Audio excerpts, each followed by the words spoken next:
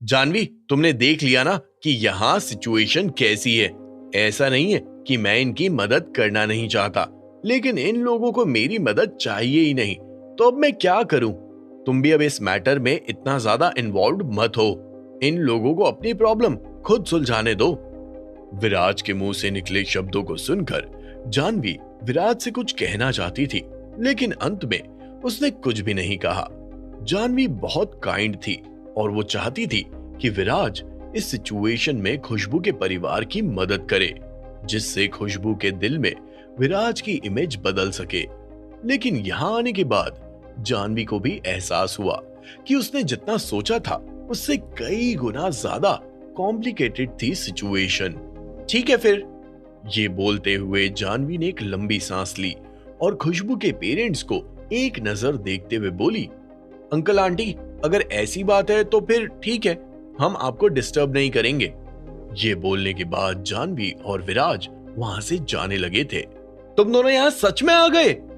जैसे ही विराज और जानवी पीछे मुड़े और वहां से जाने लगे, तभी अचानक से एक तीखी आवाज उनके कान में पहुंची। वो आवाज जानी पहचानी सी थी। जैसे ही विराज ने अपना सर ऊपर की ओर उठाया, उसने देखा कि एक लड़की उसकी तरफ ही बढ़ते हुए आ रही है। वो लड़की खुशबू के अलावा और कौन हो सकती थी?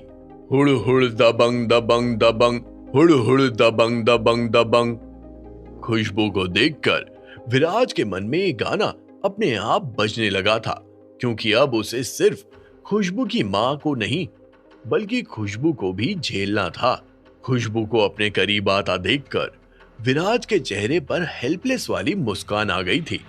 उसी समय खुशबू विराज के सामने खड़ी हो गई और कड़क अंदाज में अपना मुंह खोलते हुए बोली, विराज, तुम तो काफी खुश दिखाई दे रहे हो। लगता है कि कल रात मेरी बात सुनकर तुम्हें सैटिस्फैक्शन नहीं मिला था, जो तुम आज खुद मेरे घर आ गए, जिससे मेरे परिवार और मेरा जोक बना सको। तुम्हें क्या लगता है कि मेरे परिवार को बुली करना बहुत आसान है? खुशबू, तुम गलत समझ रही हो। जानवी ने एक बार फिर से अपना मुंह खोलते हुए सिचुएशन को संभालने की कोशिश की, लेकिन इससे पहले कि जानवी अपनी बात रखती, खुशबू ने बीच में ही उसे टोकते हुए कहा, जानवी, तुम्हें एक्सप्लेन करने की कोई जरूरत नहीं है। इससे तुम्हारा कोई लेना देना नहीं है। वैसे कल रात को मैंने तुम्हें एक चॉइस दी थी। लगता है तुमने अंत में इस कमीने को चुना है। अगर ऐसी बात है तो आज से हमारी दोस्ती का अंत हो चुका है। खुशबू के मुंह से निकले शब्दों को सुनकर जानवी का चेहरा अचानक से बिगड़ सा गया था।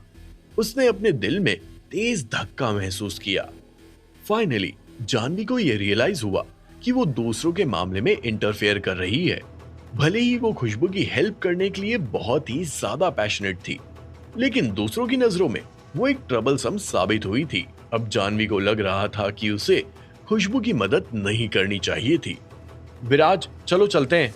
ये बोलते हुए जानवी ने विराज का हाथ पकड़ा और वो दोनों वहां से जाने लगे। तभी अचानक से खुशबू ने उन दोनों का रास्ता रोकते हुए कहा, तुम यहाँ से कहीं नहीं जा सकते। खुशबू, ये तुम क्या कर रही हो? तुम भी तो यही चाहती थी कि हम यहाँ नहीं आए। अब जब हम यहाँ से जा रहे हैं तो तुम हमें यहाँ से जाने नहीं दे रही हो। आखिर माजरा क्या है? जानवी ने पजल्ड एक्सप्रेशन के साथ कहा और तुरंत ही खुशबू ने जवाब दिया, तुम जा सकती हो, लेकिन ये नहीं जा सकता। क्यों? हम दोनों साथ में यहाँ आए थे।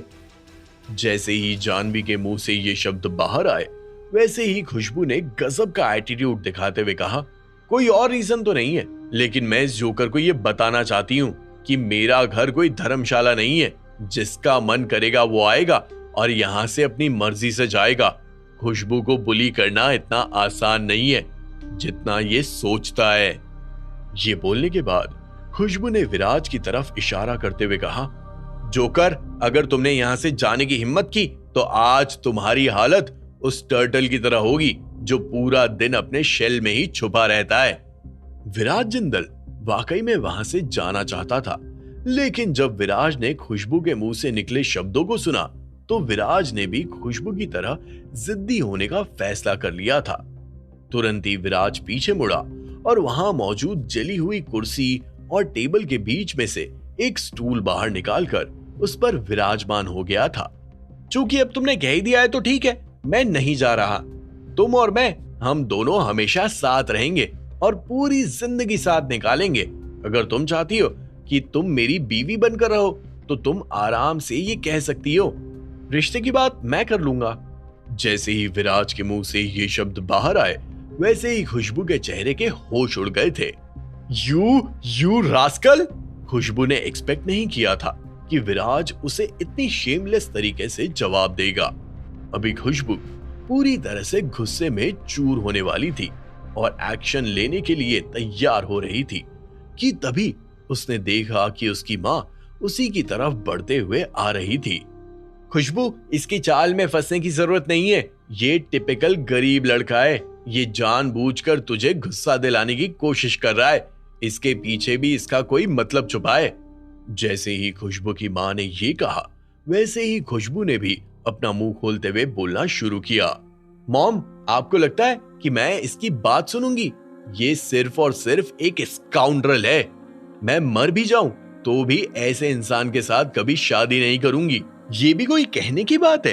अगर तुमने इससे शादी करने के बारे में सोचा भी तो भी मैं शादी के लिए अग्री नहीं करूंगी।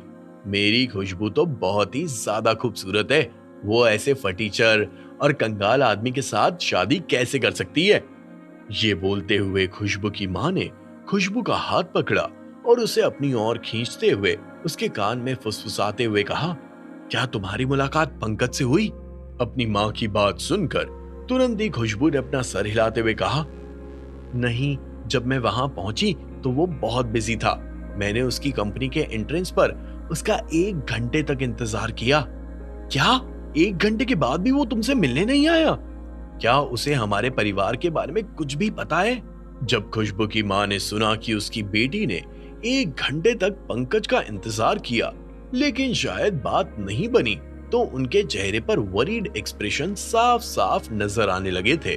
एंट्रेंस पर मौजूद सिक्योरिटी गार्ड्स को मैंने पंकज को मैसेज पहुंचाने के लिए कहा था। लगभग 1 घंटे के इंतजार के बाद जब वो सिक्योरिटी गार्ड्स वापस आए तो उन्होंने मुझे कहा कि पंकज अभी बहुत बिजी है। आज सुबह की सारी मीटिंग्स खत्म करने के बाद वो अपने घर आएगा।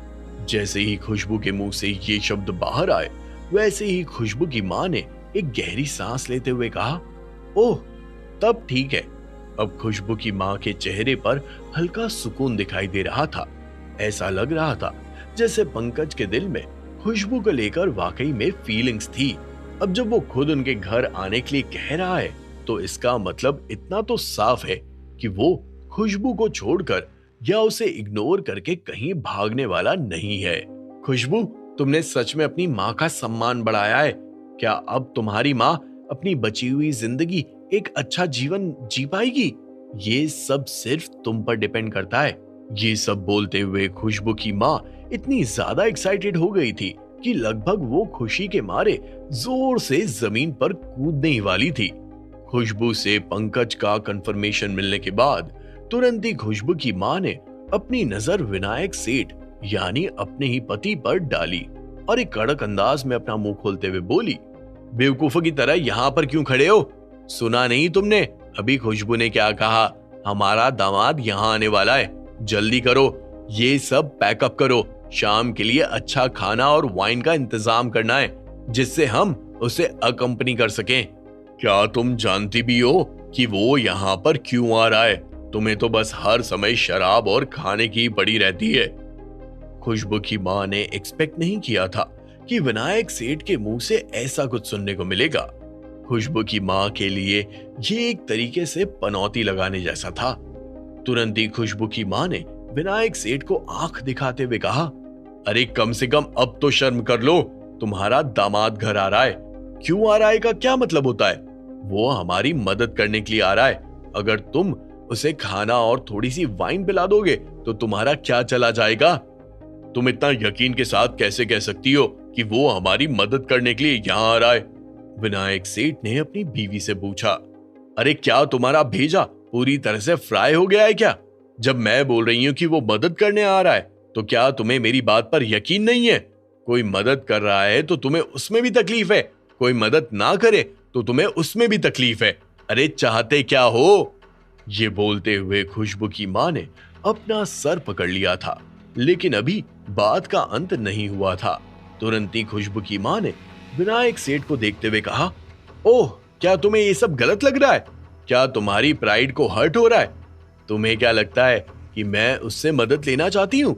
अगर तुम्हारा फॉर्च्यून इतना अच्छा होता और अगर तुम अभी बहुत अच्छी पोजीशन पर होते तो मुझे कभी भी दूसरों के सामने हाथ फैलाने की जरूरत नहीं पड़ती। खुशबू की माँ ने महाभारत फिर से शुरू कर डाली थी। ठीक है, मैं वाइन और खाना लेकर आ जाऊंगा। विनायक सेठ अपनी बीवी को बहुत अच्छे से जानते थे। एक बार अगर उनकी बीवी बोलना शुरू करती है तो फिर उसे रोकना मुश्किल ही नहीं नामुमकिन हो जाता है। और अगर विनायक सेठ ने माँ और बेटी के बीच में कुछ भी कहा तो फिर खुशबू की माँ बात का बतंगड़ बना देती है। इसीलिए विनायक सेठ के लिए बेहतर यही है कि वो अपना मुंह बंद रखे और जो हो रहा है उसे होने दे। ये कहना बिल्कुल भी गलत नहीं होगा कि शादी के बाद से एक दिन भी ऐसा नहीं गया है जहां खुशबू की माँ ने विनायक सेठ से नफरत नहीं की हो। लेकिन फिर भी उन दोनों ने जैसे तैसे साथ रहते हुए 35 साल निकाल लिए थे। ये भी किसी बड़ी उपलब्धि से कम नहीं है। विनायक सेठ ने खुशबू की माँ को वाइन और खाने के लिए इसलिए नहीं मना किया कि उनके पास पैसे नहीं थे, बल्कि इसलिए मना किया क्योंकि उन्हें ये मैटर थोड़ा स्ट्रेंज लग रहा था। पंकज और उनकी बेटी एक दूसरे को करीब करीब 6 महीने से जानते थे और उनकी नॉलेज के मुताबिक पंकज ने कभी भी आगे से चलकर खुशबू से कांटेक्ट नहीं किया था। जब भी खुशबू उससे बात करने की कोशिश करती या फिर उसके ऑफिस जाती तो पंकज उसे कह देता कि वो अभी बिजी है और उसके पास अभी टाइम नहीं है। विनायक सेठ जानते थे कि पंकज ने अपने अंकल के कनेक्शंस का इस्तेमाल करते हुए एक गेम डेवलपमेंट कंपनी की शुरुआत की है। वो हमेशा ही बिजी रहता था, लेकिन इतना बिजी कि वो पूरे दिन खुशबू से बात ही नहीं करता था। पूरे दिन क्या, एक दिन, 2 दिन और कभी कभी तो हफ्ता। इसका मतलब उस इंसान को खुशबू में कोई दिलचस्पी नहीं है। समझदार इंसान इस बात को अच्छे से समझ जाता है। विनायक सेठ को पूरा यकीन था कि पंकज उनके परिवार की मदद करने के लिए कभी उनके घर नहीं आएगा। हालांकि ये बात विनायक सेठ ने अपने मुंह से बाहर नहीं निकाली, क्योंकि उन्हें पता था कि अगर उन्होंने ये कहा तो खुशबू की माँ उनका जीना हराम कर देगी। जब विराज ने देखा कि अपनी बीवी की डांट खाने के बाद विनायक सेठ खाना और वाइन लेने के लिए निकल गए हैं, तो विराज के चेहरे के एक्सप्रेशंस भयानक तरीके से बदल गए थे। विराज को पता चल गया था कि विनायक सेठ की इस घर में एक नहीं चलती है। अगर विनायक सेठ की जगह अभी विराज होता तो वो तो कई साल पहले ही पूरी तरह से टूट चुका होता। विनायक सेठ को इस घर में अभी भी जिंदा देखकर विराज को काफी सुकून मिल रहा था। विराज, तुम बस देखते जाओ, थोड़ा इंतजार करो। इंतजार का फल वैसे तो बहुत मीठा होता है, लेकिन तुम्हारे लिए पूरा कड़वा होने वाला है। मेरे बॉयफ्रेंड को यहाँ आने दो, फिर देखते हैं कि वो तुम्हारा किस तरह से ख्याल रखता है। खुशबू ने विराज को देखते हुए कड़क अंदाज में कहा। आखिर विनायक सेठ के घर में क्या होने वाला था? क्या खुशबू का बॉयफ्रेंड पंकज उसके घर आएगा? अगर आया भी तो क्या वो उनकी मदद करेगा? अगर पंकज नहीं आया तो खुशबू और उसकी माँ का कैसा रिएक्शन होगा? अगर वो आया और उसने पैसे देने से मना कर दिया तो क्या विराज ही एक आखिरी ऑप्शन है जिससे अंत में खुशबू और उसकी माँ हेल्प लेंगी? अगर ऐसा हुआ तो क्या विराज अब उनकी मदद करेगा? जानने के लिए सुनिए cash on my mind, only on pocket